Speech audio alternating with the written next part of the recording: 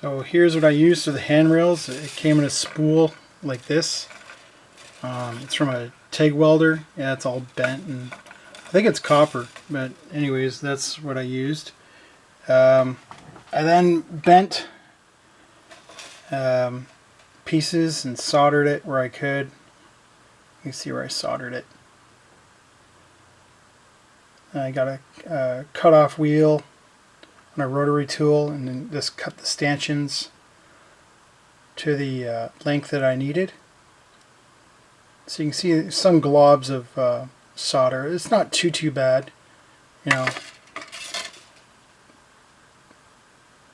Considering that's what I got, and there's the finished piece, that's not too bad. And I just finished up another one, and I painted the handrails, so it looks pretty good actually, not too bad. Have a look at that.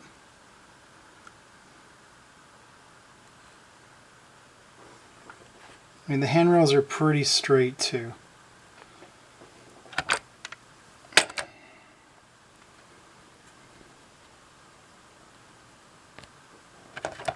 So I bent all the handrails myself, cut them all to length, soldered each one,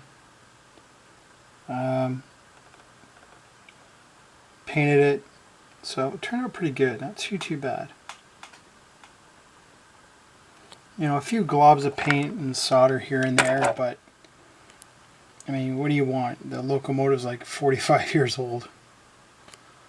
So, and even finding one with a complete handrail set, you know, it's very difficult because, again, the locomotive is 45 years old. So it's not too bad. It's pretty good. Yeah, the locomotive is like 45 years old, and to find that complete handrail set, it's challenging. So I think the only alternative you have is kind of what I did here, and bending, making your own.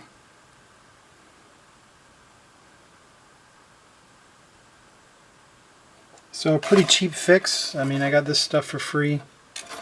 You know, goes to show you what you can do with a bit of garbage, a little bit of paint.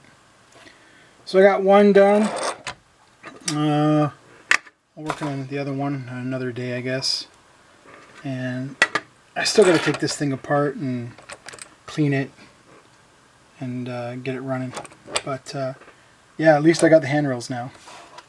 So anyways, that's where I'm at. We'll talk to you later. Bye.